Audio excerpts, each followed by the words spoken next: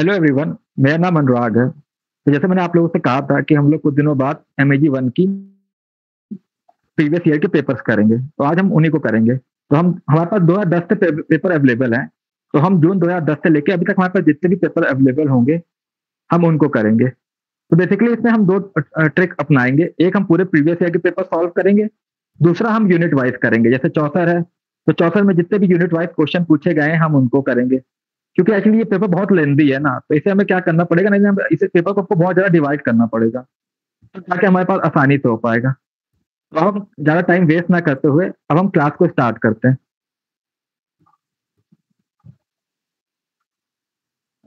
विकास और थोड़ा सा नीचे कर देना।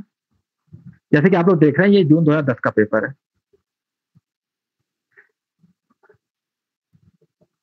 तो अब देखिए, आप देख सकते हैं यहाँ पे मैंने लास्ट की दो लाइन को अंडरलाइन कर रखा है। Sweet fruit of pleasure brought from paradise by love himself and is garden place. तो ये सोनेट 77 है, जो कि स्पेंसर ने लिखी है।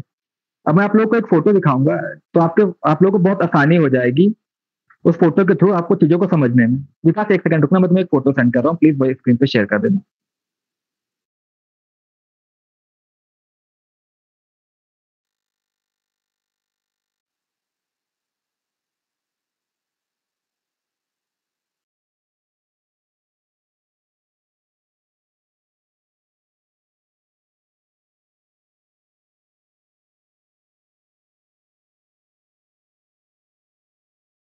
विकास, मैं सेंड कर दूँ, प्लीज ओपन कर देना।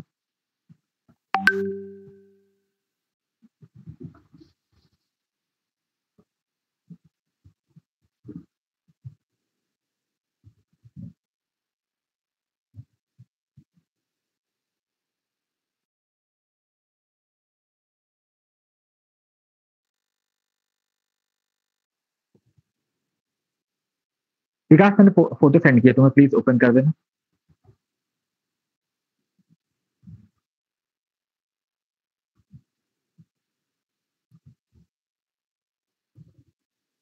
हाँ, तो आप जैसे ये फोटो देख सकते हैं, तो आप फोटो में आप से आपको अंदाजा लगा सकते हैं आसानी से।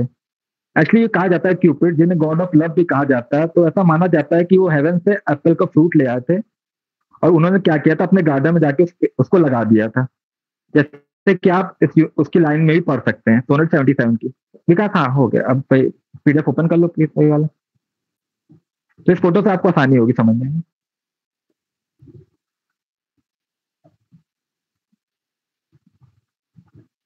ये देखिए आप, sweet fruit of pleasure brought from paradise by love himself and in his garden place. तो क्रिकेट को गॉड ऑफ लव कहा जाता है, तो आप इसके थ्रू आसानी से याद कर सकते हैं। अब देखिए, आपका जो सेकंड वाला पूछा गया है, all human things are subject to decay and with and and one state the man monarch must obey. तो ये आपकी ओपनिंग लाइन है मैथ लखनऊ की। तो बेसिकली क्या आता है कि उसने इस पोयम में थॉमस चैडवेल है, जो कि इसका कंटेम्प्रेरी राइटर है, उसका मजाक उड़ाया है। ये दोनों एक तरह से प्रेस्टिजियस राइटर रहे इंग्लिश लिटरेचर में, दोनों पोएट लॉरेट भी रह चुके हैं। तो इस पोएम में क्या किया है, जॉन राइडर ने थॉमस चैडवेल का मजाक उड़ाया है। वो कहता है कि जब मैथ टेक्नो नाम से उसने कैरेक्टर को क्रिएट किया है, कि वो जब बोर हो जाएगा, तो वो चाहेगा कि मेरी तरह ऐसा स्टूपिड मतलब राजा कौन होगा, तो वो इधर उधर सारी जगह देखेगा, और फिर वो पाएगा कि जो उसका बेटा है थॉमस शेडवेल, रिचर्ड फ्लेक्नो, वही सबसे आइडियल वन है। तो मैं आपको फिर से एक फोटो दिखा रहा हूँ, जिसके थ्रू आप आसानी से समझ जाएंगे।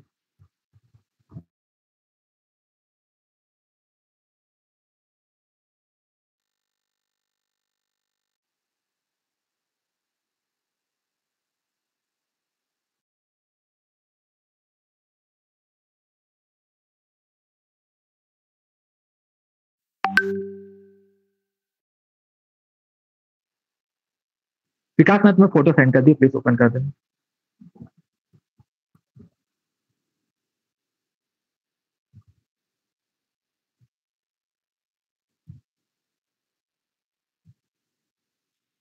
देखिए, क्योंकि कोर्स बहुत लंबा है ना, तो आप अगर फोटो देखते रहेंगे तो आपको लोग को चीजों को समझने में आसानी होगी।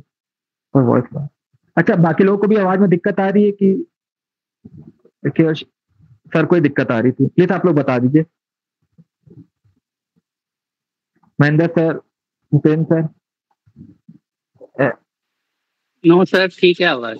कोई दिक्कत नहीं है, बस ठीक है सर। नहीं। सर आप सर आप अपनी तरफ थोड़ा सा नेटवर्क देख लीजिएगा। आप देखिए फोटो पे देख रहे हैं ना कि उसके उस अब आप इस फोटो में देख सकते हैं ना कि कैसे उसमें इसको बिल्कुल मूर्ख स्टूपिड दिखाया गया, फुलिश दिखाया गया। तो यहाँ पर देखिए लिखा प्लेक्नो को ऐसे उसने दिखाया है। तो आप इस फोटो से अंदाजा लगा लीजिएगा, ठीक है। मैं इसलिए आप लोगों को बार बार थोड़ी सी फोटो दिखा दे रहा हूँ ताकि आप लोग को थोड़ा बहुत समझने में आसानी हो उस टाइम पीरियड को कि वो पोएम कहना क्या चाहती है। ठीक है विकास साहब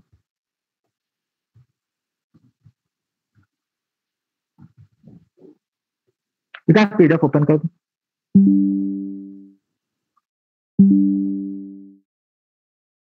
विकास एक जैसा नीचे वाली लाइन कर देना। देखिए आप इसके जो तीसरा वाला वर्ड है दिस लाइक नो, मैं पोएम की लाइन को हाईलाइट कर देता सिंपल सी, मैंने ऊपर की दो लाइनों को छोड़ दिया, ऊपर की दो लाइनों को हाईलाइट किया। देखिए क्योंकि आप जो आप नीचे के पेपर में आएंगे, जैसे आप 2015 या 20 के पेपर में आएंगे, तो उसमें इन्होंने सिर्फ यही दो लाइन को पूछा है, all human things are subject to decay and when face summon monarch must obey. तो इसलिए मैंने ऊपर की दो लाइन को हाईलाइट किया है, क्योंकि जब आप 2020 या 18 का पेपर देखेंगे तो उन्होंने ये पूरी लाइन्स नहीं दी, उन्होंने सिर्फ ऊपर की दो लाइन दी। वरना तो हमारे लिए बहुत ईजी हो जाता ना, क्योंकि आप तीसरी लाइन में आप दूसरा वर्ड पढ़ेंगे फ्लैक्नो, तो आप उसी से समझ जाएंगे कि ये पोएम का नाम उन्होंने मेंशन कर दिया है। कहा सब नीचे कर लेना, और जिसका कोई क्वेश्चन हो तो प्लीज वहीं पर पूछते चलिएगा। हाँ विकास और नीचे कर, हम केवल आज आरटीसी सॉल्व कर रहे हैं ना।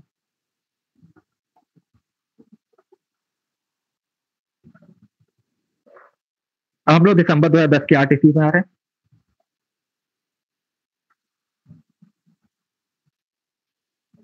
देखिए यहाँ पर मैं आप लोगों को दो वर्ड्स मैंने हाईलाइट किए हैं। एक है WRTHY वर्दी, और आखिर बिल्कुल लास्ट वर्ड है नाइट। तो जो चौथा था उसने नाइट के कैरेक्टर को अप्रिशिएट किया, क्यों? क्योंकि वो एक ट्रू जेंटलमैन था। उसने बहुत सी मतलब वॉर्स लड़ी थी और बहुत सी वॉर्स जीते भी थी, लेकिन वो बहुत जेंटल था, जेंटल कैरेक्टर था। वो कभी किसी से बदतमीजी से बात नहीं करता था, सबके साथ बहुत मैनर्स के साथ रहता था। और उसकी जो कहानी थी वो बेस्ट कहानी थी, और उसने जो कहानी सुनाई वो हीरोइक कपलेट में सुनाई, और उसी की टेल बेस्ट टेल थी कैंटरबरी टेल में, तो इसलिए बहुत इंपॉर्टेंट कैरेक्टर है। तो इसमें दो कीवर्ड्स है, वर्दी और नाइट। यहाँ पर जीपी का मतलब है general tour of Canterbury Tales का। विकास नीचे कर लेना। ओ stay three life in one flee spare. तो देखिए अब आप देखिए ये फ्ली पोयम है जो कि जॉन डन ने लिखी है। तो अब देखिए यहाँ पर इन्होंने पोएम का नाम ही मेंशन कर दिया है, फ्ली। दोनों जगह फ्ली फ्ली आ गया है, तो आप आसानी से समझ जाएंगे कि ये फ्ली पोएम जॉन डन ने लिखी है। तो आ, यहाँ इन दोनों में अभी तक किसी को कोई दिक्कत है प्लीज आप लोग बोल सकते हैं, नहीं तो हम फिर नेक्स्ट वाले पे चलते हैं, जून 2011।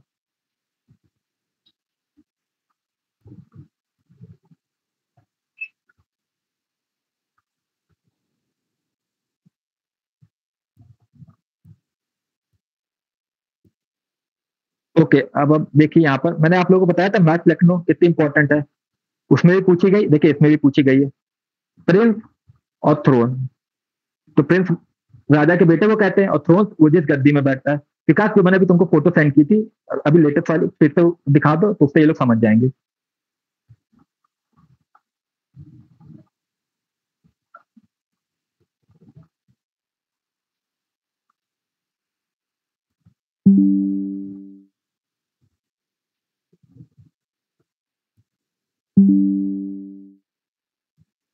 विकास अभी जो मैंने पहली वाली फोटो सेंड की थी वही फिर से ओपन कर देना, सेम पोएम का है ना, मैथ लखनऊ। और प्लीज जहां भी मेरी वॉइस लैग करे आप लोग बता दीजिएगा, मैं उसको फिर से रिपीट कर दूंगा, ऐसी कोई दिक्कत नहीं। ये देखिए, ये रहा प्रिंस, और ये देखिए थ्रोन, जिस सिंहासन पे वो लोग बैठते थे गद्दी पे, उसी को कहा जाता था। तो प्रिंस को भी मैंने हाईलाइट कर रखा है, और थ्रोन को भी मैंने हाईलाइट कर रखा है, ठीक है।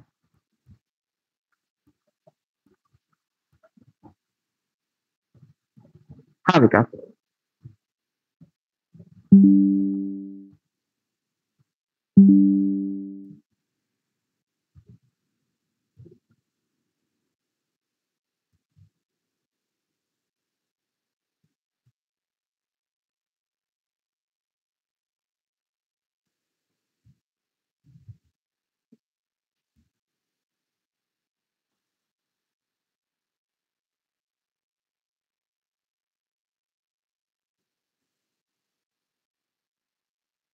हाँ नहीं विकास, चलो सही पे चल रहा है। ओके। हाँ ओके ओके, अब विकास थोड़ा सा नीचे आ जाओ। देखिए अब नीचे वाले पे मैंने हाईलाइट कर रखा है विलो ट्री। तो देखिए एक आपके पास विलियम वर्ड्सवर्थ है, जिन्हें ये रोमांटिक पोएट्स है, जिन्हें इन्हें द पोएट ऑफ नेचर भी कहा गया है, the high priest of nature भी कहा गया है। क्यों? क्योंकि ये अपने वर्क में नेचर को बहुत अच्छे से प्रेजेंट करते थे। तो आपको कुछ नहीं करना, आपको ये देखिए दो वर्ड को याद कर लीजिएगा, विलो ट्री। ये दोनों चीजें कहीं ना कहीं नेचर को दर्शा रही हैं। तो आप इन्हीं से आसानी से पहचान जाएंगे कि ये पोएम प्रीलूड है। क्यों? क्योंकि प्रीलूड विलियम वर्ड्सवर्थ का एक ही वर्क है आपके में, वो है द प्रीलूड। और ये एक इंपॉर्टेंट राइटर है। क्यों? क्योंकि ये पोएट लॉरेट है थे। विकास नीचे कर लेना फिर। सर इसको थोड़ा सा एक्सप्लेन कर दीजिए। मैं देखिए ज्यादा करके ये पोएट्स या नेचर के बारे में बात करते थे। और प्रिलूड में इन्होंने अपने ऑटोबायोग्राफिकल बताया, थोड़ा अपने बारे में बताया कि कैसे वो ग्रो करते थे, जहां जहां रह के वो मतलब बड़े हुए। तो मैं जब आपको पोएम पढ़ाऊंगा इसकी वाली, तो उसमें आपको ये सब बता दूंगा। अभी बेसिकली केवल हम कीवर्ड्स को हाईलाइट कर रहे हैं ना। ठीक है।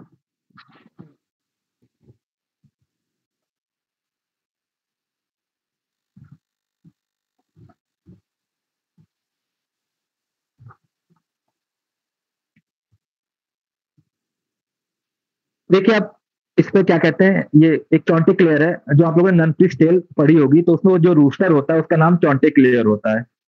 तो देखिए उस रूस्टर का नाम ही यहाँ पर इन्होंने मेंशन कर रखा है। तो आप लोग उसी से पहचान सकते हैं कि आपको इजी से समझ में आ जाएगा, चॉन्टिक्लेयर। तो आप लोगों को इसमें कोई दिक्कत नहीं होने वाली, क्योंकि ननफिश टेल एक फेमस स्टोरी है कैंटरबरी टेल्स में।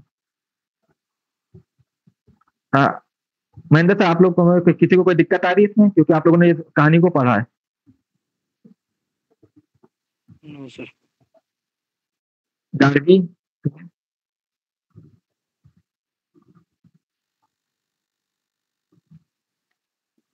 ओके। तो अब देखिए, अब जो बी वाला है, तो उसको देखिए मैंने ऑर्फियस किया हुआ है। मैं ऑर्फियस के, तो आप लोगों को मतलब एक मैंने लोगों को वीडियो सेंड कर रखा था, तो उससे इन लोगों को ये पूरी कहानी पता चल गई थी। तो ऑर्फियस कुछ नहीं होता, वो अपनी वाइफ जो होती है उसकी डेथ हो जाती है, तो वो हेल में जाता है और अपनी वाइफ को वहां से वापस ले आता है एक तरह से। मैं वहां पर ये वीडियो नहीं प्ले कर सकता, क्योंकि कॉपीराइट आ सकते हैं ना, तो इसलिए हम आप लोग ऑर्फियस वर्ल्ड को हाईलाइट कर दिएगा। और आप लोग यूट्यूब पे कहीं पर भी जाएंगे और ऑर्फियस लिखेंगे, तो वो आपको उसकी पूरी कहानी बता देगा। ये एपिथेलियम का पहला स्टेंजा है आपका। तो आपके 90% आप पोएम में देखेंगे, तो या तो उन्होंने पहला स्टेंजा पूछा है या लास्ट स्टेंजा पूछा है। विकास, या तो ऑर्फियस की एक फोटो दिखा दो इन लोगों को, तो शायद समझ जाए ये लोग, है ना।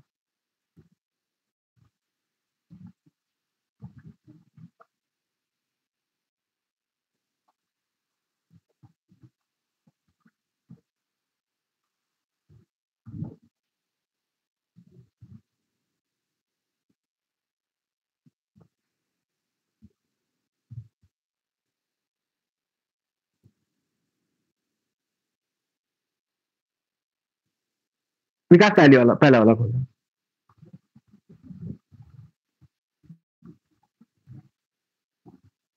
ये देखिए, ये है ऑर्फियस, है ना।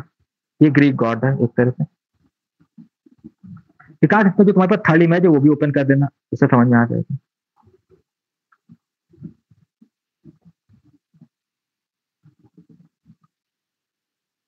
हाँ थर्ड इमेज, थर्ड वाली, थर्ड।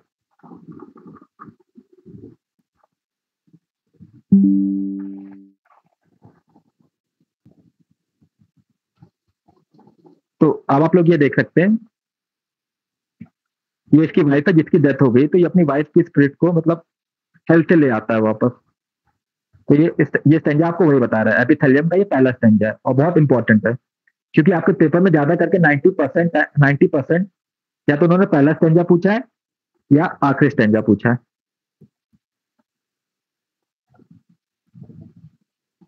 हाँ विकास, अब क्लोज कर दो। तो इसमें आप लोग देखेंगे तो ज्यादा करके 90% उन्होंने क्लासिकल ग्रीक गॉड्स को मेंशन किया है अपने वर्क में।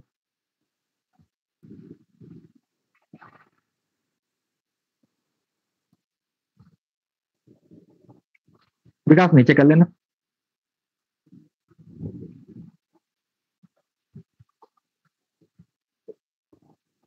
विकास इसकी भी फोटो इन लोगों को दिखा दो, फोबियस। ये भी ग्रीक गॉड है। इन्हें गॉड ऑफ सन भी कहा जाता है, अपोलो भी कहा जाता है, गॉड ऑफ म्यूजिक भी कहा जाता है।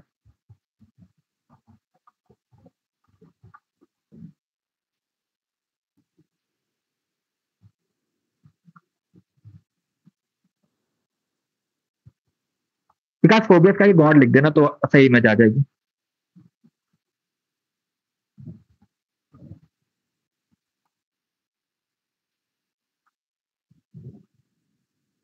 हाँ विकास, विकास सेकंड लाइन में थर्ड वाला ले लेना, सेकंड लाइन में थर्ड वाला। हाँ, तो आप लोग ये फोटो में देख सकते हैं, इन्हें गॉड ऑफ सन भी कहा जाता है, कहीं कहीं इन्हें अपोलो के नाम से भी मेंशन किया हुआ है। तो जब वो लिसिडस पोयम लिखते हैं जॉन मिल्टन, तो जब उनका फ्रेंड होता है किंग एडवर्ड, जिसका जहाज डूब जाने से मौत हो जाती है, तो वो सारे जो जितने भी क्लासिकल ग्रीक गॉड्स हैं, निम्स हैं, उनको मेंशन करते हैं, कहते हैं कि आप लोग उस वक्त कहाँ थे जब मेरा दोस्त डूब रहा था, मर रहा था। तो उस पर उन्होंने अपोलो को भी मेंशन किया है। ठीक है विकास।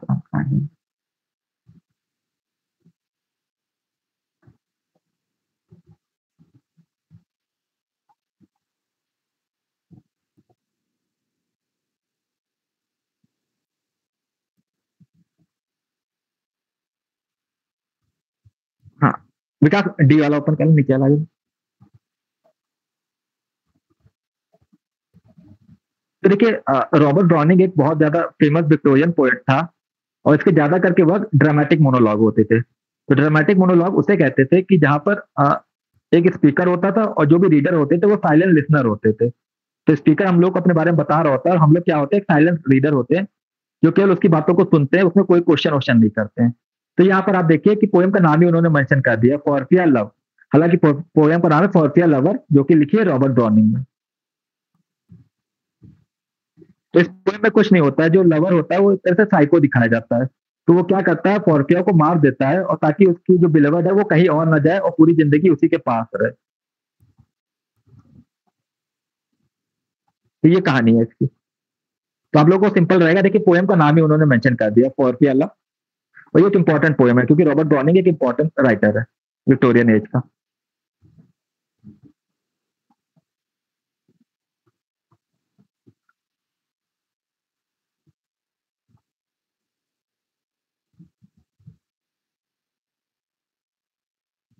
देखिए हम लोग जून 2012 में आ जाते हैं।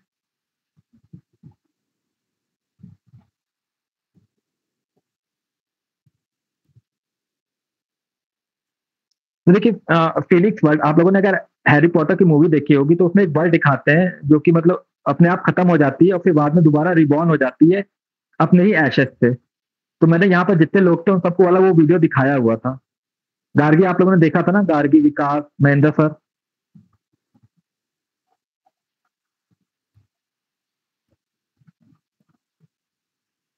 तो है ना, तो हम लोग वहां पर ये सारी चीजें आपको ऐसे नहीं दिखा सकते ना, क्योंकि कॉपीराइट का थोड़ा सा इश्यू रहता है। तो आप लोग कहीं भी जाइएगा तो उससे आप लोग यूट्यूब पे जाके लिखिएगा तो आपको वो देखने को मिल जाएगा। तो आपके देखिए फिनिक्स यहाँ पर हाईलाइट कर रखा है, आप बस उसी को लिख हाईलाइट करके आप समझ जाएंगे, ये पोएम है कैनलाइजेशन, जो कि लिखी है जॉन डन ने। और ये पोएम उन्होंने अपनी बिलवड वाइफ एन मोर को डेडिकेट की है।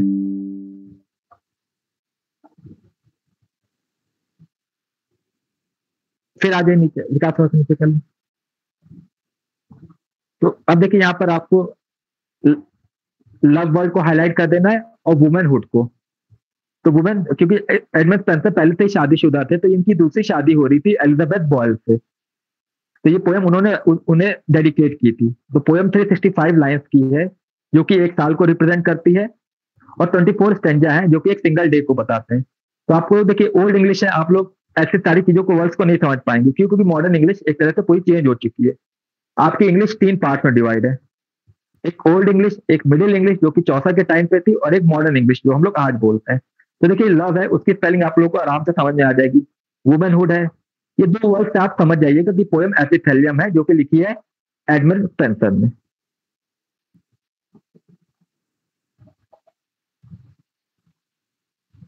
विकास थोड़ा सा नीचे कर लेना।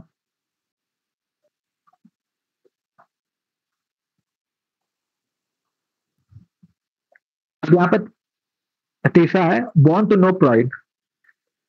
तो आप लोगों ने एक वर्क पढ़ा होगा एन एपिस्टल टू डॉक्टर अर्बनॉट। तो यहाँ पर क्या करता है कि जो डॉक्टर अर्बनॉट होता है, जो कि अलेक्जेंडर पोप ने ये मतलब पोयम लिखी है, तो वो अपने आप की खुद ही तारीफ करते रहता है, खुद ही तारीफ करता रहता है, खुद ही तारीफ करता रहता है, और बाकी लोगों को क्या कहता है, नीचा दिखाता है। तो इसे लिखा है बॉर्न टू नो प्राइड। तो बस आप ये कीवर्ड से आप इसको हाईलाइट कर दीजिएगा, क्योंकि इससे बहुत डिफिकल्ट पोयम है, तो आप लोगों को केवल कीवर्ड्स को हाईलाइट करना है, याद करना है, उससे आप आसानी से समझ में आ जाएंगे।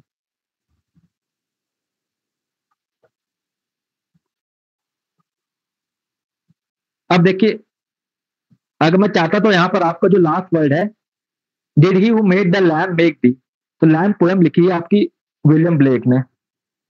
तो लेकिन ये पोयम है आपकी टाइगर। तो यहाँ पर आप कंफ्यूज ना हो जाइएगा कि आप लोग सोचेंगे कि देखिए यहाँ पर लैम्प वर्ड मेंशन हो गया, तो ये पोयम लैम्प है, ये लैम्प पोयम नहीं है। तो आपको याद करने के लिए ये ट्रिक है स्पीयर और ट्रियर, जो कि वर्ड मैंने हाईलाइट किए हैं। उन दो वर्ड से आपको याद करना है। आप इसमें थोड़ा सा आप लोग हो सके तो इस पोयम को हो सके एक जगह लिख लीजिएगा, इस पैराग्राफ को, क्योंकि आप लोग कंफ्यूज कर सकते हैं, क्योंकि उसने यहाँ पर लैम्प वर्ड को मेंशन कर दिया है, और ये दोनों पोयम आपके कोर्स में मेंशन है, लैम्प पोयम भी और टाइगर पोयम भी। तो आप इस पोयम को लिख दीजिएगा, और कीवर्ड स्पीयर और टीयर है।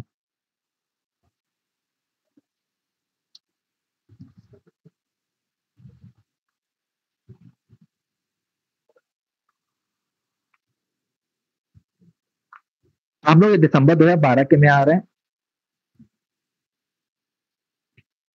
अब देखिए, चौसर के टाइम पे तो आपको इंग्लिश, वो इंग्लिश तो पूरी चेंज होगी, मिडिल इंग्लिश, तो आपको कुछ समझ में नहीं आएगा। तो प्लीज हम इसे क्या करेंगे, हम इसे अब ये नेक्स्ट क्लास में करेंगे, जो कि अभी आपकी 9:30 से होगी। तो प्लीज आप लोग 9:30 पे आज ज्वाइन कर लीजिएगा, ठीक है। पिता रिकॉर्डिंग ऑफ कर, है ना। और थैंक यू एवरीवन जिन्होंने ज्वाइन किया, और किसी को अगर कोई भी दिक्कत हो तो आप कमेंट सेक्शन में पूछ सकते हैं। पिता स्क्रीन भी ऑफ कर देना।